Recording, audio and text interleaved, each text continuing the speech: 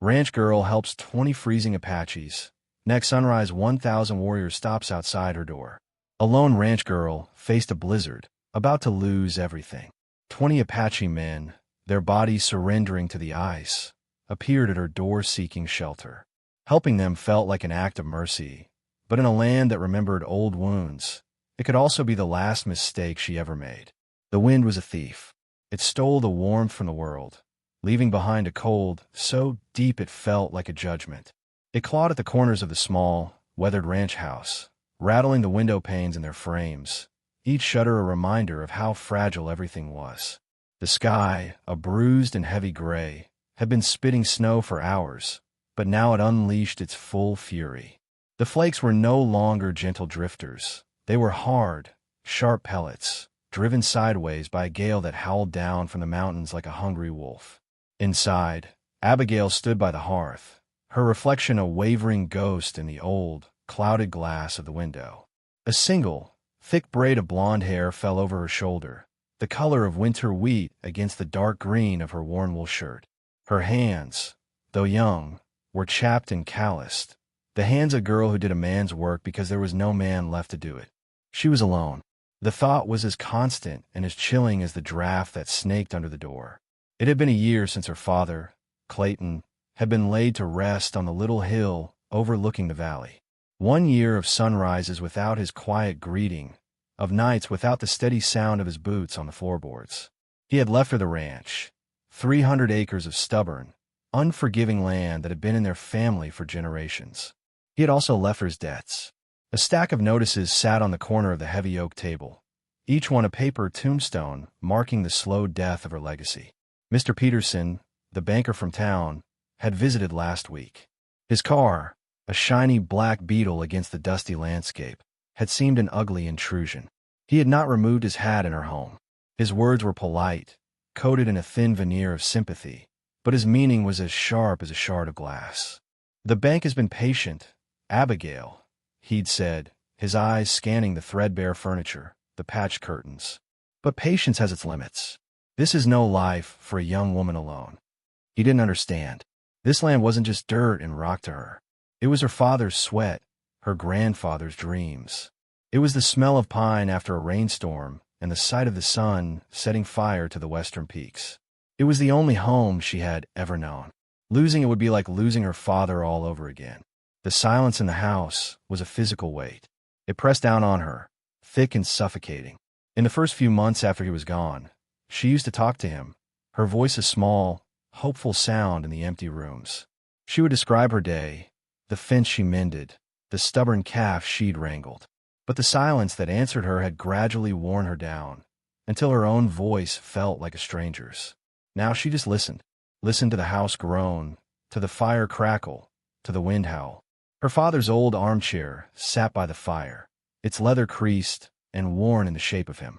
Sometimes, when the loneliness was a sharp ache in her chest, she would curl up in it, pulling his old quilt around her shoulders, trying to find some lingering trace of his scent, of his presence. But it was fading, like a photograph left too long in the sun. She felt herself fading with it, becoming as weathered and isolated as the ranch itself. The people in the nearby town of Harmony Creek kept their distance. They were not unkind, but they were wary. They saw a girl trying to do a man's job and pitied her. They whispered in the general store, their voices full of grim predictions. "She can't last a winter. The bank will have that land by spring." Their pity felt heavier than their scorn. It made her feel small, fragile, a thing to be observed from a safe distance. So she stopped going to town unless she absolutely had to. Her world had shrunk to the boundaries of her fence line. Tonight, the storm seemed personal, an assault on her dwindling hope. It was the kind of blizzard that old-timers would talk about for years to come. The kind that buried fences, collapsed barns, and froze cattle where they stood. It was the kind of storm that could erase a person from the world, leaving no trace behind. Abigail pulled her father's quilt tighter around her shoulders, the fabric a familiar weight. She watched the snow pile up against the windows, a rising white tide that threatened to swallow her whole. And then, through the relentless shriek of the wind, she heard another sound. At first, she thought it was a branch cracking under the weight of the ice, or the groaning of the old barn. But this sound was different. It was rhythmic, heavy, a muffled, percussive beat that grew steadily closer. It was the sound of horses, many of them, their hooves punching through the deep snow with a desperate, labored cadence. Her heart gave a sudden, hard thump against her ribs. No one ever came out this far, not on a clear day, and certainly not in the heart of a blizzard like this. She moved closer to the window, rubbing a clear patch on the fogged-up glass with the sleeve of her shirt. Her breath hitched. Through the swirling chaos of snow and darkness, she saw them, figures on horseback, emerging from the whiteout like apparitions. They were not cowboys. They were not ranchers from a neighboring spread. Even in the poor light, she could see the long, dark hair, the high cheekbones, the stoic set of their shoulders against the biting wind. Apaches. Her blood ran cold. 20 of them, maybe more, their horses steaming and exhausted, their heads bowed low. They moved in a tight, silent formation, their presence in the storm both magnificent and terrifying. They stopped just outside her gate, a silent, dark mass against the furious white of the blizzard. The town of Harmony Creek sat on a history of uneasy peace. Stories were still told, passed down from grandparents, of raids and bloodshed, of a time when the world was sharper, more dangerous. Her own grandfather had spoken of it, his voice low and solemn. He had taught her father to be cautious, to be watchful, and her father had taught her the same. And yet, he had also taught her other things. He had a saying, one he repeated whenever they came across a traveler stranded on the road or a neighbor whose luck had run out. The measure of a person ain't what they have, Abby, he would say, his voice rumbling like summer thunder. It's what they give when they got nothing left. She stood frozen in the center of the room, her mind a whirlwind of fear and duty. They were just men freezing in a storm. Their faces, what she could see of them, were masks of ice, their clothes frozen stiff. Their horses shuddered with cold, their endurance at its end. She could see the life draining out of them, stolen by the merciless wind. To leave them out, there would be a death sentence. But to let them in, she was one woman, alone. The door had a simple bolt, easily broken. The stories, the whispers, the old, ingrained fears rose up in her like a fever. What if they meant her harm? What if this was a trick? The townspeople's warnings echoed in her head. A young woman alone. A heavy knock sounded on her door. It wasn't aggressive, but it was firm, resonant. It echoed the pounding of her own heart. One knock, then another. She didn't move. She barely breathed. The silence inside the house stretched thin, pulled taut against the howling of the storm and the heavy presence of the man outside. A voice called out, deep and rough, the words nearly snatched away by the wind. Please, we need shelter, just until the storm passes. The voice was not threatening. It was weary. It was desperate. She closed her eyes. She saw her father's face, his kind eyes crinkled at the corners. The measure of a person. Her fear was a cold, hard knot in her stomach, but beneath it, something else stirred. His voice, his values, the very core of the person he had raised her to be. Was she Clayton's daughter, or was she just another frightened soul who bolted her door against the world?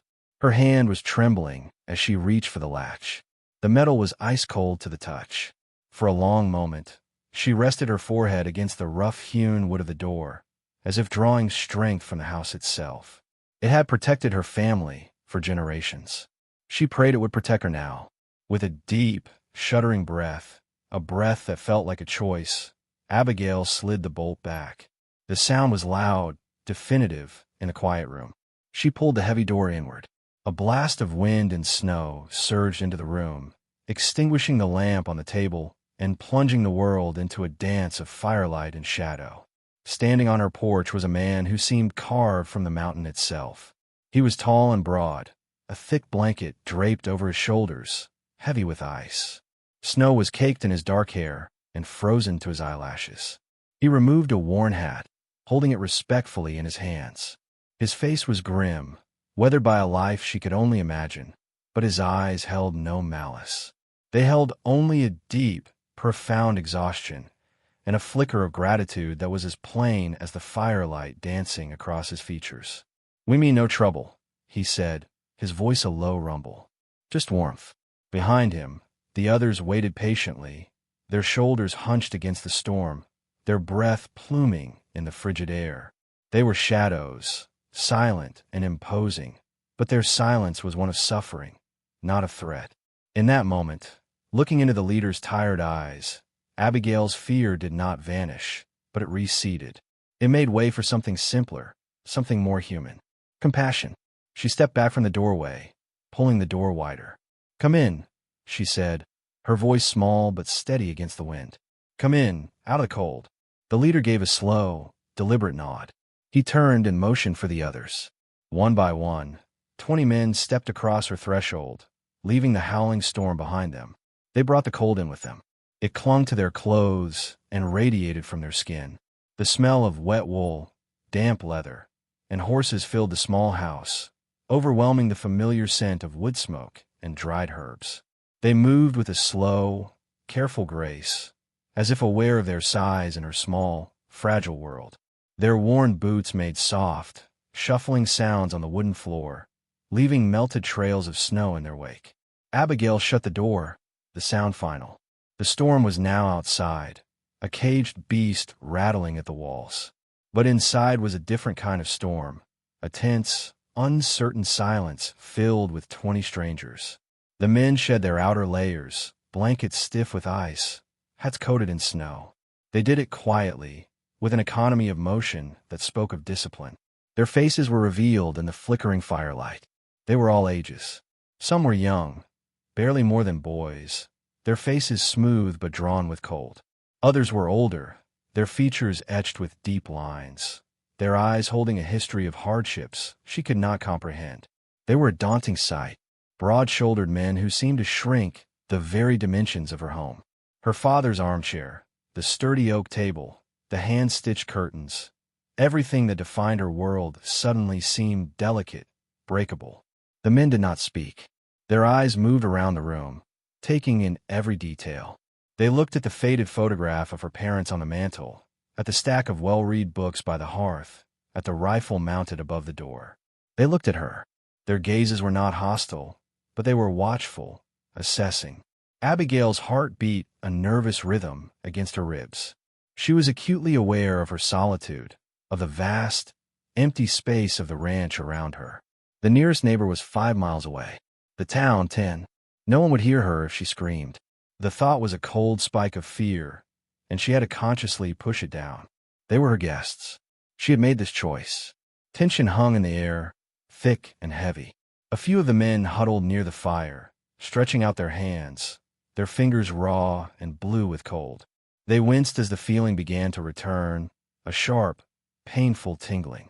One of the younger men coughed, a dry, ragged sound that echoed in the quiet room.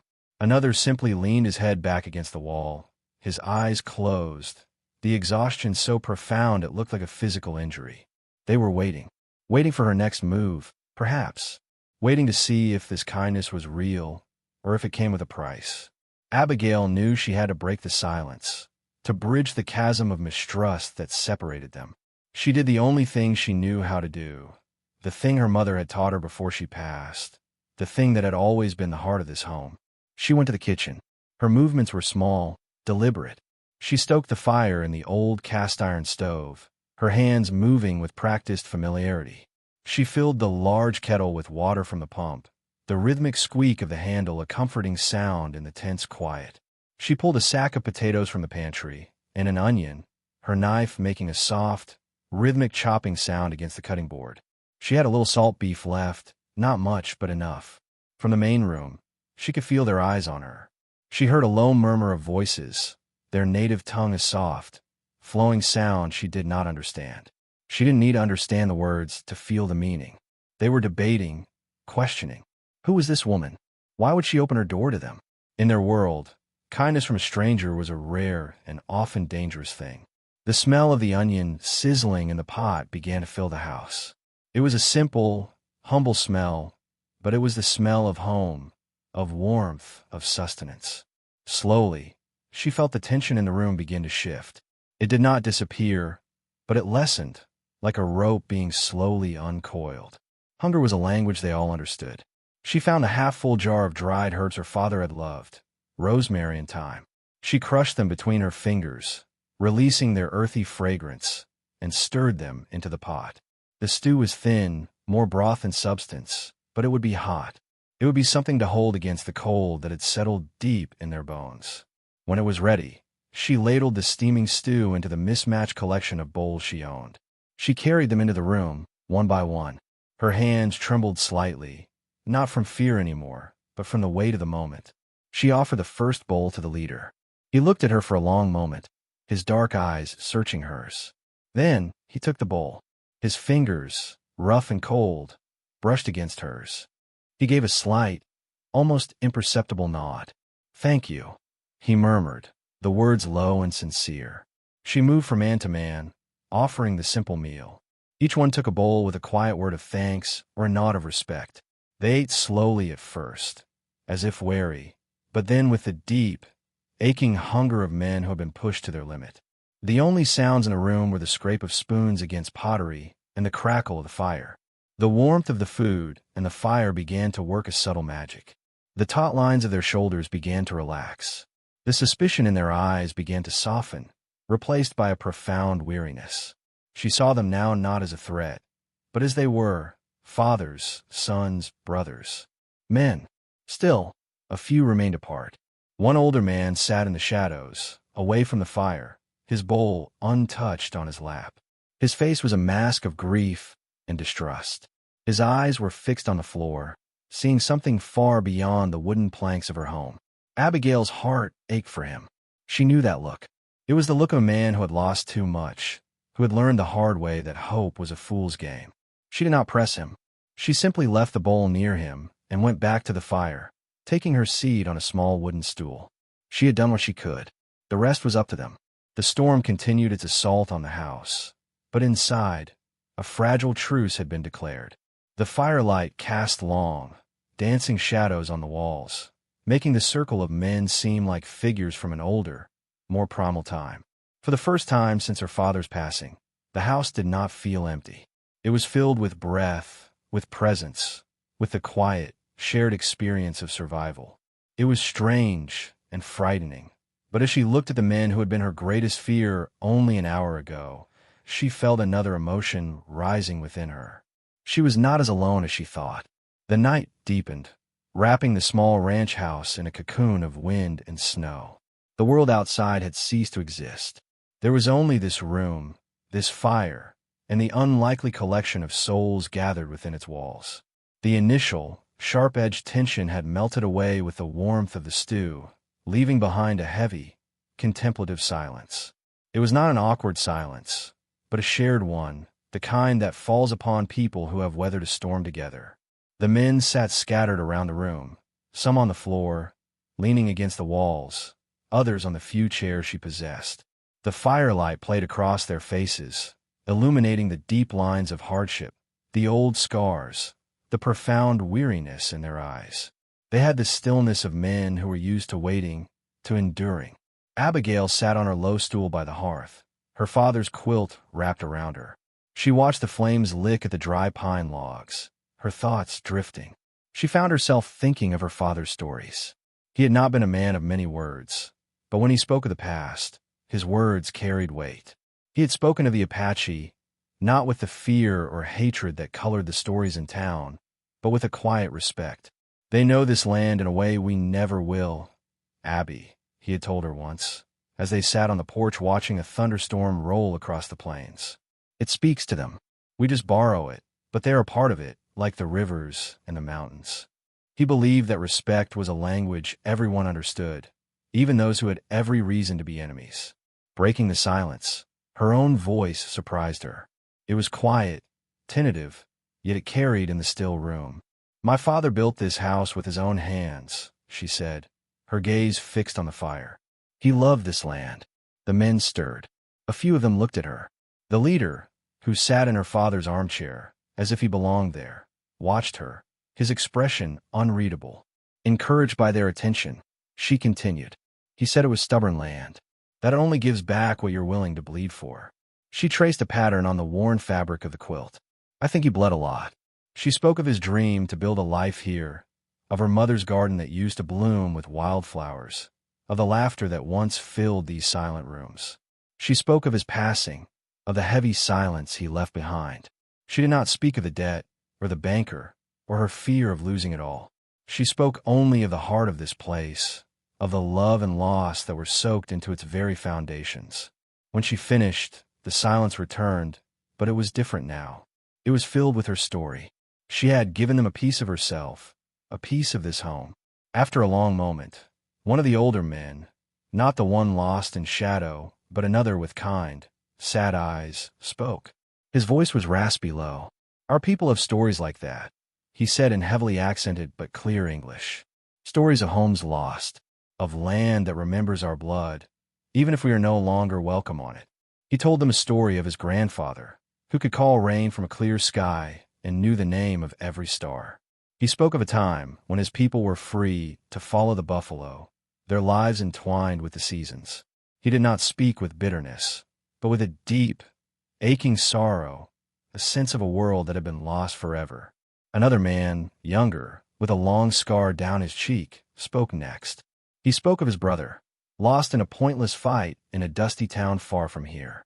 He had a laugh like a river, the man said, his voice thick with emotion. Now, the world is too quiet. One by one, they shared small pieces of their lives, their losses. They spoke of children they missed, of wives they hoped to see again, of the constant struggle to hold on to their identity in a world that wanted to erase them. They were not just warriors. They were men, carrying the same burdens of love, grief, and hope that she carried. Their words were like stones dropped into a deep well, the ripples spreading out and touching everyone in the room. Beneath the weathered exteriors, beneath the history of conflict and mistrust, they were all just people, huddled together against a storm, sharing the warmth of a fire and the common pain of being human. Abigail listened, her heart aching with a shared understanding. The chasm between them was shrinking with every story told, replaced by a bridge built of shared sorrow. The leader had not spoken, but he listened to each man with a deep, commanding stillness. His gaze moved from face to face, and Abigail saw not just a commander, but a father figure, a man who carried the weight of all their stories on his shoulders. His eyes met hers across the firelit room, and for the first time, she saw a flicker of something beyond gratitude. It was kinship, a recognition of the strength it took to stand alone against the storms of the world. It was in the midst of this fragile peace that a new crisis emerged. The young man who had been coughing earlier began to do so again. At first, it was a small, hacking sound, but it quickly grew worse. His coughs became deep, ragged, and violent, shaking his entire frame. He curled in on himself, his face pale and slick with sweat despite the warmth of the room.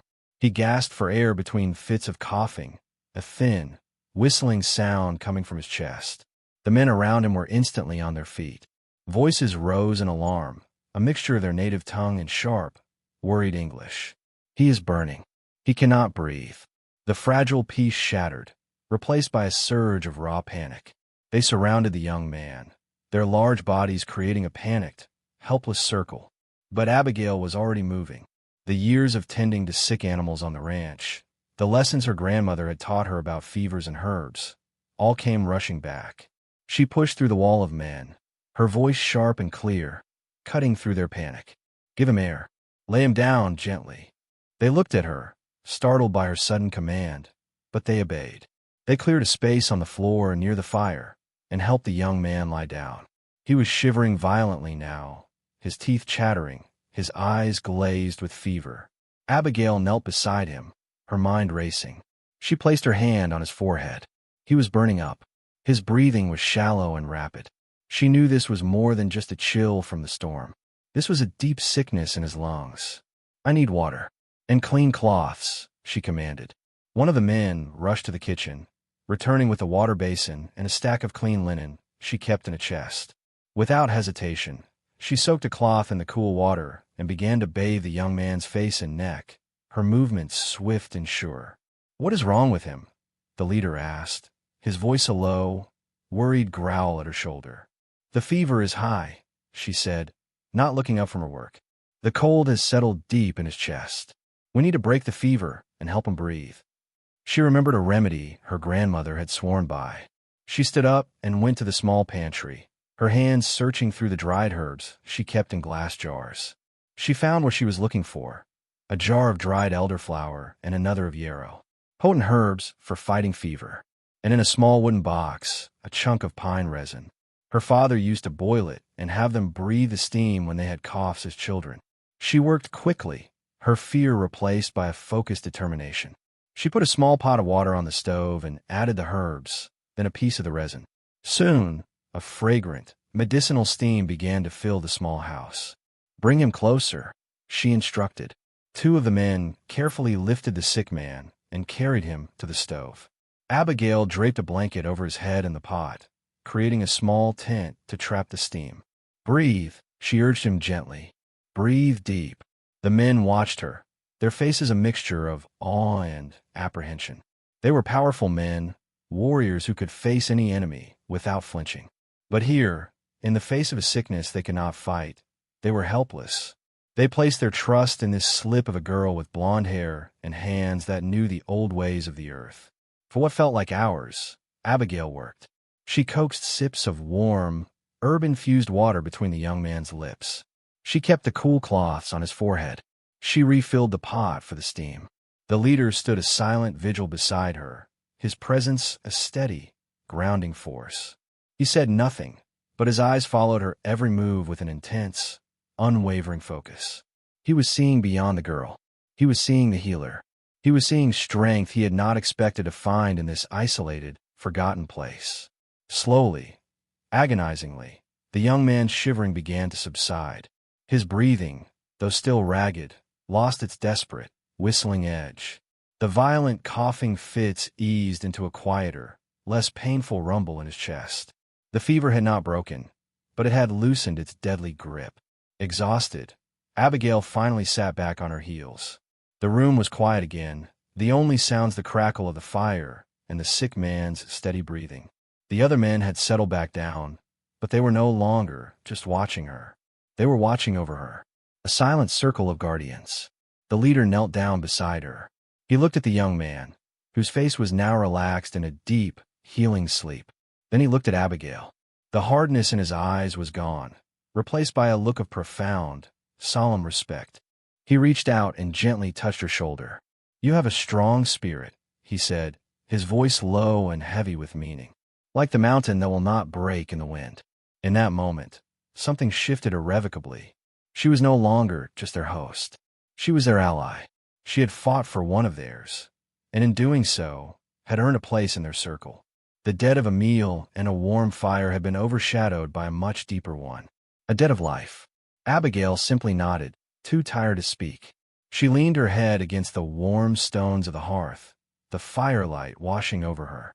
The storm still raged outside, but inside the small ranch house, a bond had been forged in the crucible of sickness and fear, a bond stronger than steel and more enduring than the longest winter night.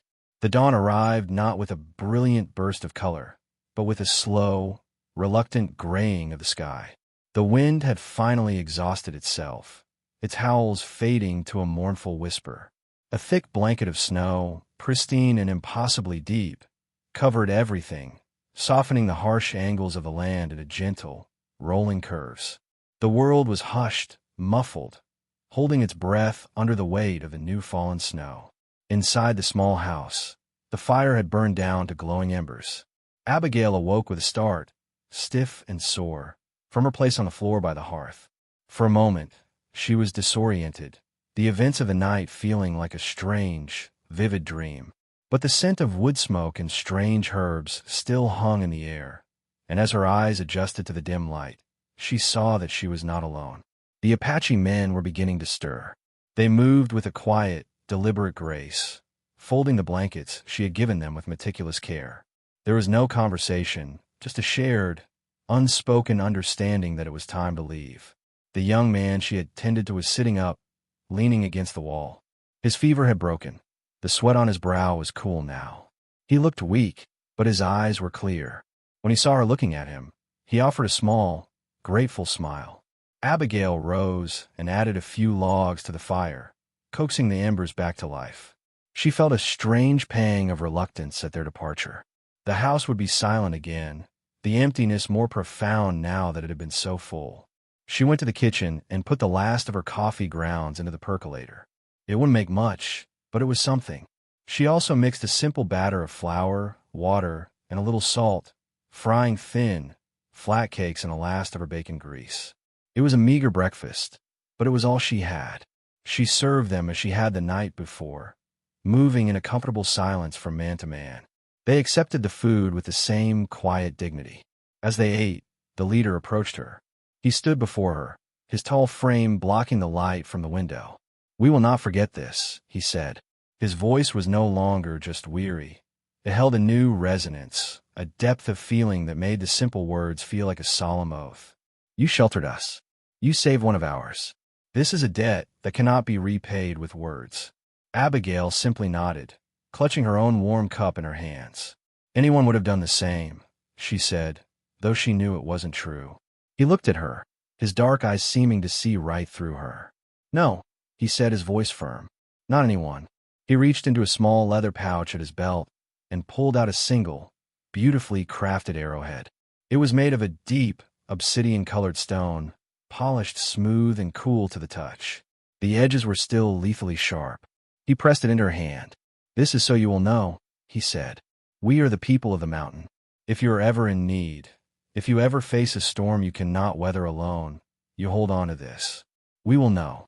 Her fingers closed around the arrowhead. It felt solid, real, a tangible piece of the strange, dreamlike night. Before she could find the words to respond, he turned and gave a quiet order in his own language. The men rose as one. They collected their gear, their movements efficient and soundless. They filed out of the house as quietly as they had entered, their moccasins leaving no mark on the clean-swept floor. Abigail followed them to the door and watched as they prepared their horses. The animals were covered in snow, but they had survived, huddled together in the lee of the small barn. The men brushed the snow from their backs, their hands gentle and knowing. Within minutes, they were mounted, a silent column of warriors in a sea of white. The leader was the last to mount. He looked at her one final time, a long, searching look. He raised his hand, not in a wave, but in a gesture of profound respect. Then he turned his horse and led his men away, their dark forms stark against the blinding snow. They did not look back. Abigail watched until they were just small specks in the vast, white distance, disappearing into the folds of the silent landscape. She stood in the doorway for a long time, the cold air seeping into the house, the arrowhead clutched tightly in her hand. The silence that descended was absolute. It was the silence of a world reborn, washed clean by the storm. But it was no longer the oppressive, lonely silence she was used to. It felt different now. It felt peaceful. The days that followed were filled with the back-breaking work of digging out. Abigail shoveled paths from the house to the barn, from the barn to the well. The snow was heavy and wet, and her muscles ached with a deep, satisfying burn. The physical labor was a relief, a way to keep her mind from dwelling on the future, on the ever-present stack of notices on her table. A week after the storm, the snow had melted enough for the roads to be passable. She saw the dust cloud on the horizon long before she heard the engine. It was Mr. Peterson's shiny black car, once again an ugly intrusion on the landscape. Her stomach tightened into a familiar knot of dread. He parked by the gate and walked up the path she had cleared, his city shoes getting muddy. He carried a leather briefcase and wore the same look of strained, professional sympathy. "Abigail," he said, tipping his hat. "Quite the storm. I was worried about you out here, all alone." "I managed," she said, her voice flat. She did not invite him in. He cleared his throat, getting down to business. "I'm afraid I don't have good news. The board met yesterday. Given the circumstances, your father's outstanding loan, the lateness of your payments, they've made a decision." He paused, for dramatic effect. "They've initiated foreclosure proceedings. The auction is set for the end of the month." The words hit her like a physical blow. She had known they were coming, had dreaded them for a year, but hearing them spoken aloud made them real, final. The auction. Strangers would stand on her land, bidding on her life, on her father's legacy, like it was nothing more than a piece of furniture. "I see," she said. Her voice was a whisper. She felt a wave of dizziness, and she had to put a hand on the porch railing to steady herself. "It's for the best, my dear," Peterson said, his tones softening into a condescending purr. "This is too much for you. The bank already has an interested buyer, a consortium from back east. They're planning a large-scale cattle operation. They'll pay a fair price, of course.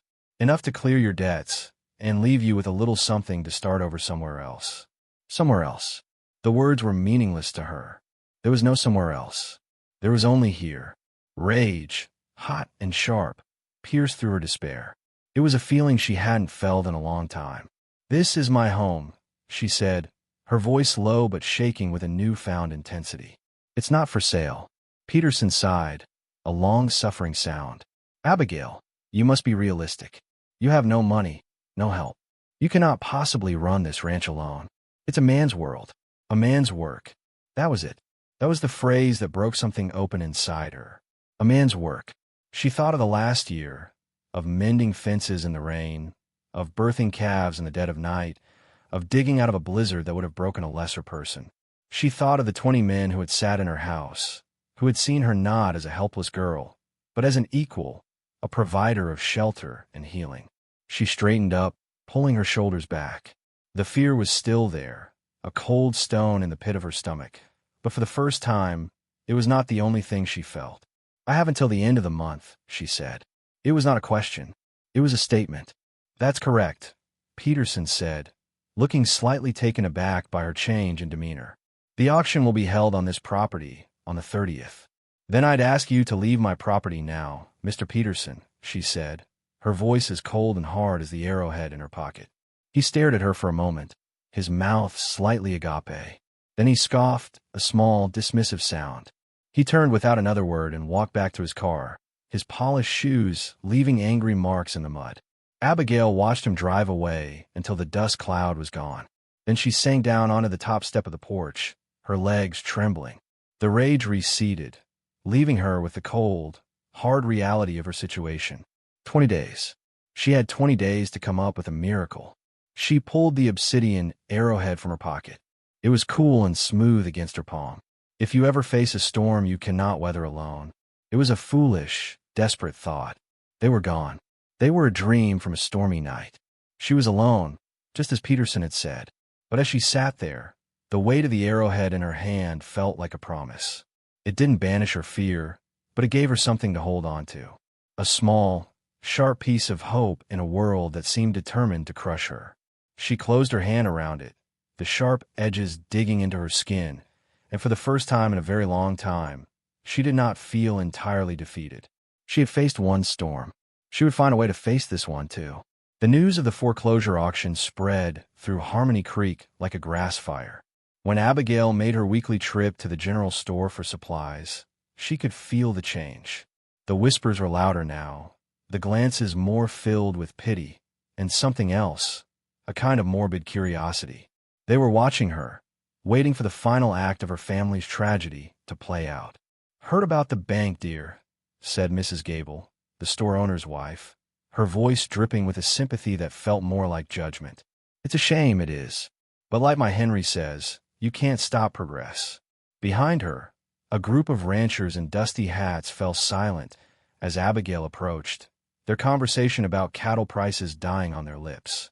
They just nodded at her, their eyes averted, as if her misfortune were contagious. Everywhere she went, she felt like a ghost, a relic of a past the town was eager to move on from. The consortium for back east was all anyone could talk about. They promised jobs, investment, a new era of prosperity for Harmony Creek. Her small, struggling ranch was seen as an obstacle, a stubborn weed in a field ready for a new crop. No one offered to help. No one offered a word of encouragement. They had already written her off. She walked home that day, the town's pity weighing on her heavier than her sacks of flour and beans. She passed the small church, its white steeple sharp against the blue sky. She remembered a time when that church was the center of her world, a place of community and comfort. Now it just felt like another building full of strangers. As she walked the final mile up the dirt road to her ranch, a wagon pulled up beside her. It was Samuel, an old rancher from the next valley over. He was a quiet, weathered man who mostly kept to himself. His face was kind, etched with the deep lines of a life lived outdoors. "That looks heavy, Miss Abigail," he said, his voice a low, gentle rumble. "Let me give you a ride." Gratefully, she accepted, letting him load her supplies into the back of his wagon. They rode in a comfortable silence for a few minutes, the only sound the creak of the wagon wheels and the plodding of the horse. "Heard about Peterson's visit," Samuel said finally, his eyes fixed on the road ahead. "It's a dirty business." "It's the law," Abigail said, her voice weary. Samuel snorted. "There's the law, and then there's what's right. Your daddy, Clayton, he was a good man. Helped me round up my strays after that flash flood a few years back.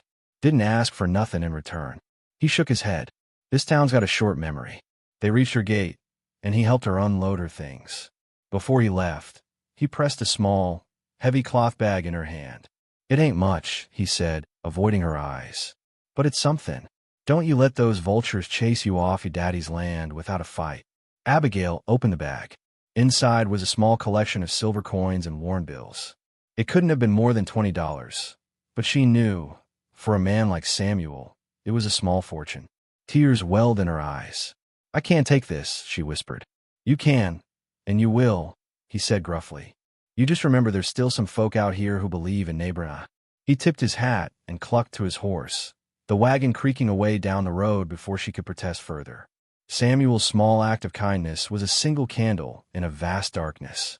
It didn't solve her problem, but it gave her something she desperately needed, the will to fight. She would not let Mr. Peterson and the town and the faceless consortium win. She would not let her father's legacy be auctioned off to the highest bidder. She spent the next 2 weeks in a fever of activity.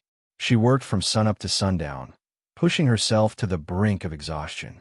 She mended every fence, cleaned out the barn, and tended to her small herd of cattle with a fierce, protective energy.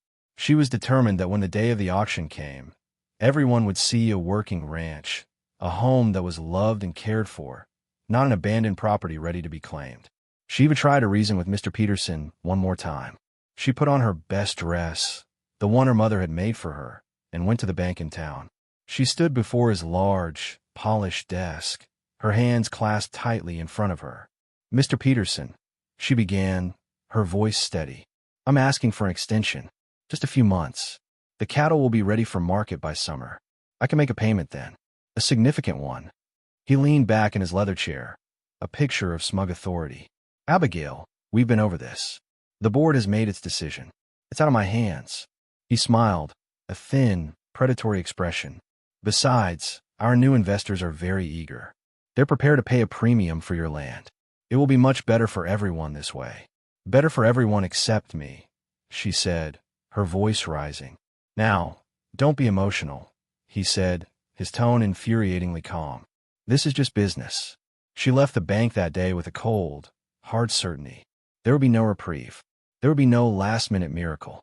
Business would run its course. The night before the auction, Abigail couldn't sleep.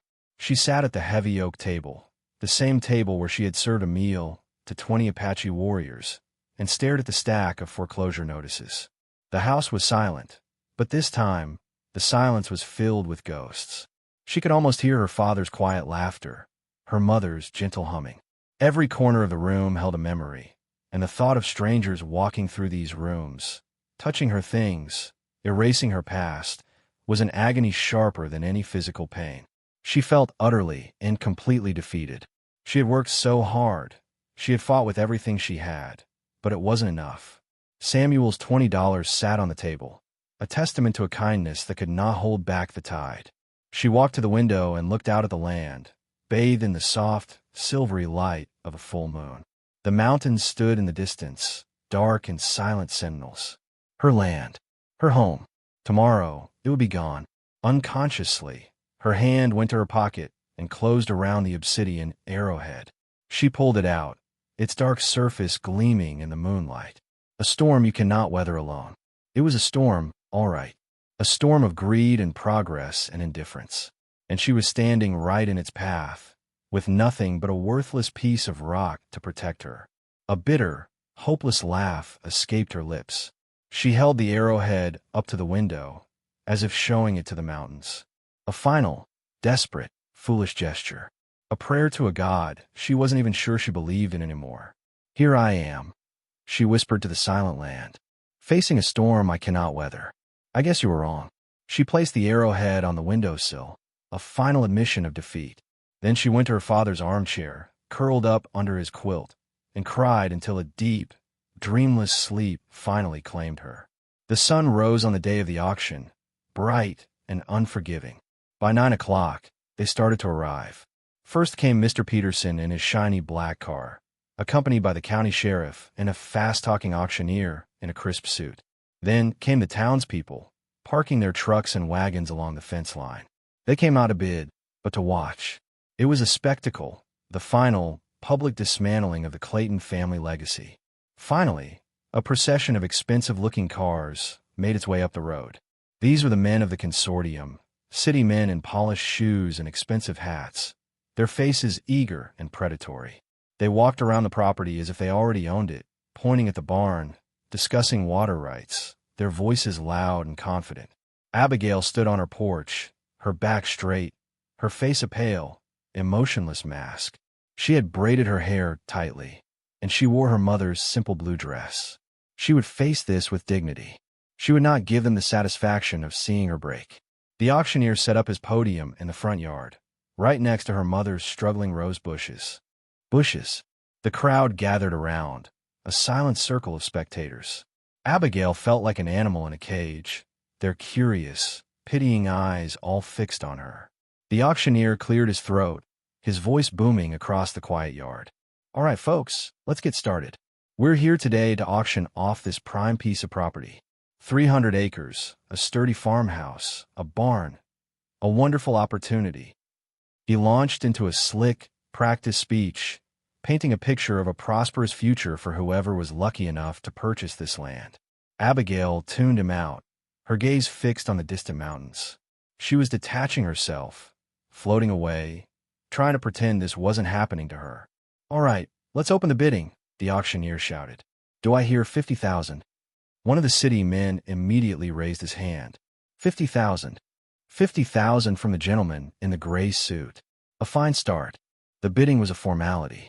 The consortium was the only real buyer. They would get the land for a fraction of its true worth. It was all a perfectly legal, perfectly respectable robbery. Mr. Peterson stood beside the auctioneer, a smug smile on his face. He caught Abigail's eye and gave her a small, condescending nod, as if to say, "See, I told you it was for the best." Rage, cold and pure, surged through Abigail, and for a moment, she thought she might scream. She wanted to run down the steps and claw the smile off his face. But she remained frozen, a statue of silent fury on her own porch. And then, she heard it. It started as a low, distant rumble, a vibration in the soles of her feet. At first, she thought it was a train, but the tracks were miles away. The crowd stirred, murmuring, looking around in confusion. The sound grew louder, deeper.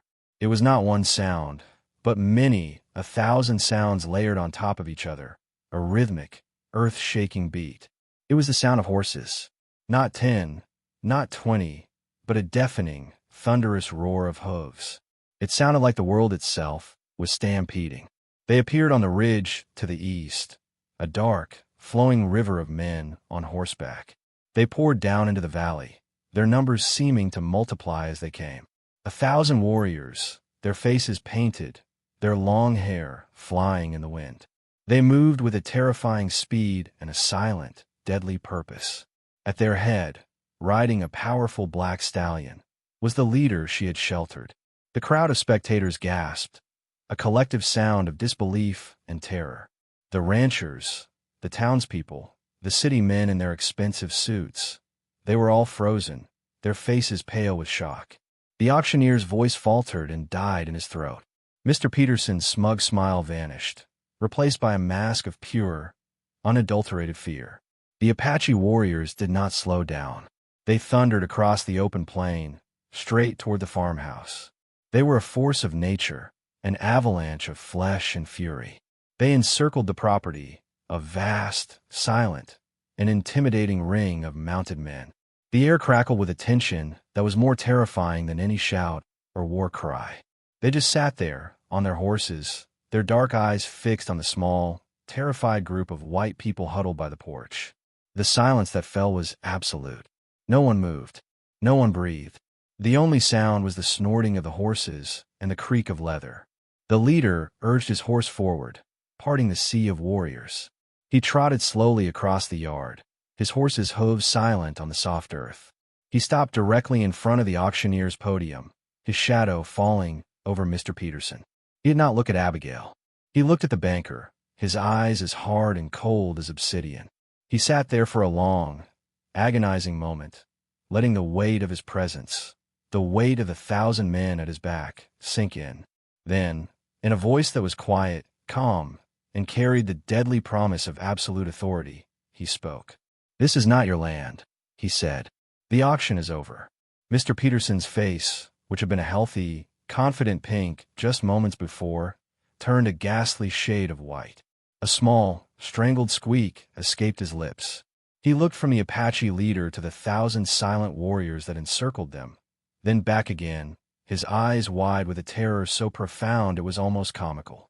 The auctioneer, a man whose entire career was built on having a booming, confident voice, stood with his mouth hanging open, utterly speechless. The townspeople, who had come for a morning's entertainment, began to back away slowly, their morbid curiosity replaced by a primal instinct for self-preservation. The city men from the consortium, who had been striding about with such arrogance, now seemed to shrink into their expensive suits.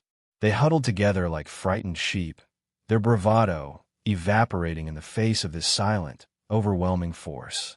The leader ignored them all. His gaze remained locked on Peterson. He didn't raise his voice. He didn't need to.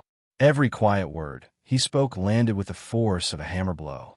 "This woman," he said, gesturing with his chin toward Abigail on the porch, "showed us honor.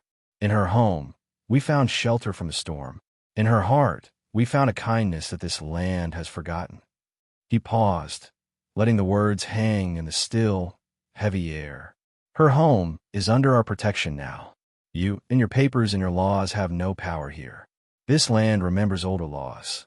Peterson finally found his voice, though it was a thin, reedy thing, stripped of all its usual bluster. "Now, see here," he stammered, holding up his hands as if to ward off a physical blow. "This is a legal proceeding. It's sanctioned by the bank, by the county." The leader's expression did not change, but a dangerous light flickered in his eyes. He leaned forward slightly in his saddle. "Your bank does not own the mountains," he said, his voice dropping to a near whisper that was somehow more menacing than a shout. "Your county does not own the sky. You come to this place, and you see only acres to be bought, resources to be claimed. You do not see the spirit of the land itself. You do not see the history written in its dust. This woman alone understands. She belongs here. You do not." He straightened up and swept his gaze over the terrified crowd. "Leave," he said. The single word was not a request. It was a command, absolute and final. "Take your cars and your greed and your disrespect, and leave this place. Do not return." For a moment, nobody moved. The sheer audacity of the command seemed to have paralyzed them. Then, the sheriff, who had been standing by his car looking pale and useless, seemed to realize his duty. He took a hesitant step forward, his hand hovering uncertainly near the pistol at his hip. "I can't let you interfere with a lawful auction," he said, his voice cracking. Before he could take another step, 100 arrows were nocked in 100 bows. The sound was a soft, collective whisper, a dry rustle of feathers and wood that was more terrifying than a volley of gunfire. The sheriff froze, his eyes wide, his hand dropping from his gun as if it had been burned. The message was clear. There would be no negotiation. There would be no debate. The spell was broken. A quiet, frantic panic set in. The consortium men scrambled for their cars, fumbling with the keys, their desperate haste a pathetic contrast to the calm, disciplined stillness of the warriors who watched them. The townspeople practically ran to their wagons and trucks, not looking back. Within minutes, the yard was in chaos as engines sputtered to life and wagons creaked in a mad dash to get away. Mr. Peterson, his face a mask of sweat and fear, threw his briefcase into his car and tried to start the engine. In his panic, he flooded it. The engine just whined uselessly. He tried again and again, his movements jerky and desperate.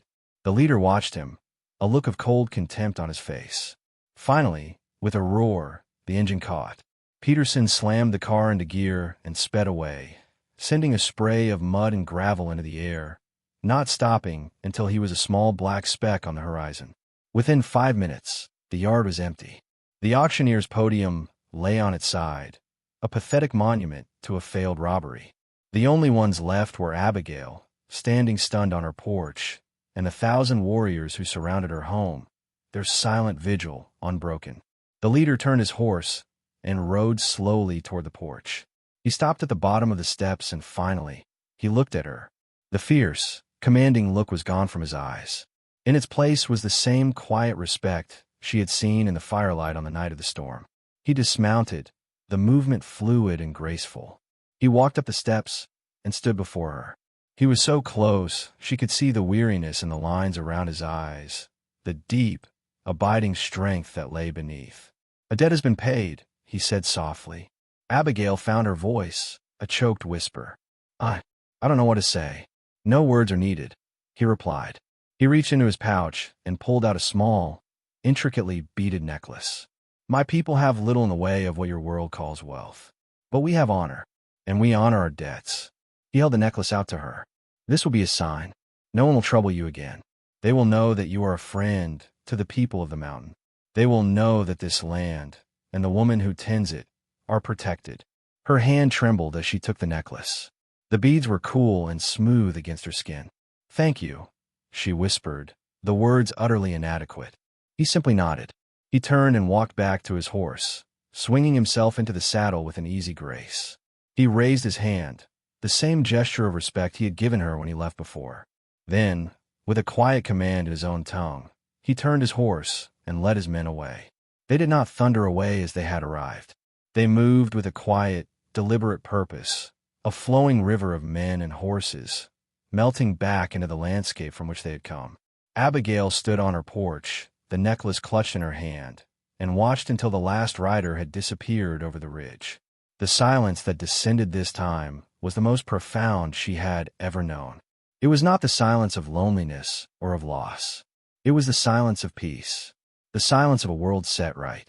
She sank down onto the top step, the strength finally leaving her limbs. The morning sun warmed her face. In the yard, her mother's rose bushes, trampled in the hasty retreat, had a few broken stems, but they were still standing. The auctioneer's podium lay defeated in the grass. Her home, her land, her future, they were all still hers. A small, choked laugh escaped her. It grew into a full, cathartic sob of relief and gratitude. She wept for her father, for the struggle, for the fear, and for the incredible, impossible kindness of strangers. She looked out at the mountains, the silent, ancient guardians of her home. Her father had been wrong about one thing. He'd said the land only gives back what you're willing to bleed for. But sometimes, she now knew, it also gives back what you're willing to share. Sometimes a simple act of mercy, a warm fire on a cold night, could be the most powerful thing in the world. She didn't know if she would ever see them again. It didn't matter. They were a part of her story now, a part of the story of this land. They had been a storm of a different kind, one that had not come to destroy, but to protect, one that had washed away the vultures and left the ground clean for a new beginning. Abigail stood up, wiping the tears from her face. She had a lot of work to do. She had a ranch to run, and for the first time in a very long time, as she looked out over her valley, she felt nothing but hope. The silence of the house was waiting for her, but she was no longer afraid of it. She knew now that you could be alone without being lonely, and she knew that her father's legacy was safe, protected not by fences and laws, but by a debt of honor, as strong and as enduring as the mountains themselves. Thank you so much for watching this story all the way until the end. It truly means a lot. If you enjoyed it, don't forget to leave a like, and most importantly, share your thoughts in the comments below. I'd love to know what you think about this story. Also, tell me where in the world you're watching from. I'm always amazed to see how far these stories travel. And if you haven't already, make sure to subscribe and hit the notification bell, because that's what really helps this channel keep going and allows me to bring you even more stories like this one. Once again, thank you for being here, and I can't wait to see you in the next story.